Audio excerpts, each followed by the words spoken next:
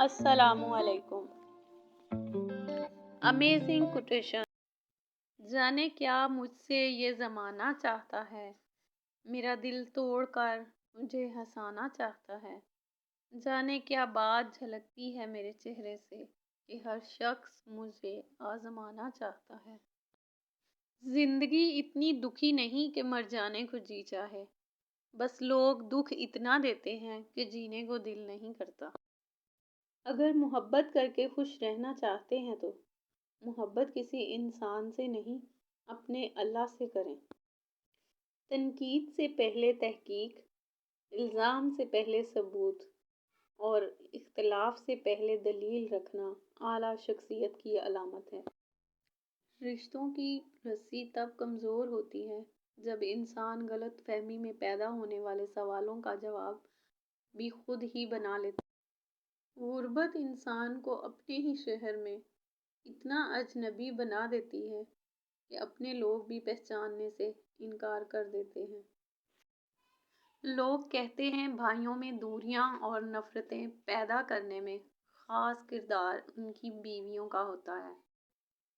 اے میرے اللہ، میرے آنے والے دن بہترین عطا فرما اور میرے نصیب میں ایسا لکھ دے جس سے میرا دل خوش ہو، مجھے ذہنی سکون عطا کر اور میرے معاملات کو آسان کر دے۔ آمین ثم آمین۔ عبادات ضرور کیجیے مگر معاملات پر بھی توجہ دیں۔ کعبے کے چکر لگانے سے لوگوں کو دیے ہوئے چکر معاف نہیں ہوں گے۔ ماں کے لیے سب کو چھوڑ دینا، لیکن سب کے لیے ماں کو مت چھوڑنا، کیونکہ جب ماں روتی ہے تو فرشتوں کو بھی رونا آ جاتا ہے۔ ایک تنہائی کے سوا کچھ نہ رہا میرے پاس، میں نے اپنے سے زیادہ چاہا تھا اپنوں کو۔ دل کا اچھا ہونے سے بہتر ہے زبان کا اچھا ہونا، کیونکہ لوگوں کا واسطہ سب سے پہلے آپ کی زبان سے پڑتا ہے، دل تک تو کچھ لوگ ہی پہنچتے ہیں۔ جہاں تعلقات میں احساسات نہیں ہوتے، صرف مطلب ہوتا ہے، وہاں لوگوں کو محسوس تک نہیں ہوتا کون ہماری زندگی سے کب، کیسے اور کیوں نکل گیا۔ زندگی انسان کو مفت میں کچھ نہیں سکھاتی۔ جب کوئی کہتا ہے نا زندگی نے مجھے بہت کچھ سکھایا، تو یقین کیجیے اس انسان نے ان الفاظ کی قیمت ادا کی ہوتی ہے۔ یاد رکھیں وہ انسان کبھی ناکام نہیں ہو سکتا جو اللہ پاک پر کامل یقین اور بھروسہ رکھتا ہو۔ ہر انسان کو جھوٹ سے نفرت ہوتی ہے، بس اپنے جھوٹ بولنے سے نہیں، دوسروں کے جھوٹ بولنے سے۔ صرف ایک دوسرے کے لیے احساس بدل جاتے ہیں دنیا میں، ورنہ محبت اور نفرت ایک ہی دل سے ہوتی ہے۔ اگرچہ سمندر میں گہرائی ہوتی ہے، مگر دل کا ساحل سب سے زیادہ گہرا ہوتا ہے۔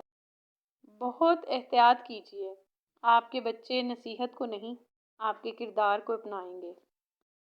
حق بات کہنے سے مت ڈرو، کیونکہ نہ کوئی تمہیں موت دے سکتا ہے اور نہ ہی کوئی تمہارا رزق کم کر سکتا ہے۔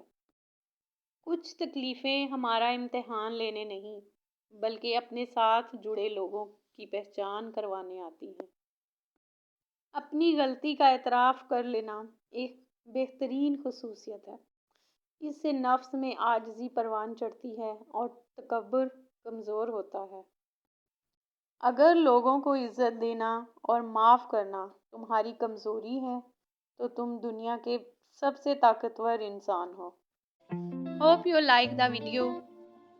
Please share, like and subscribe. اللہ حافظ۔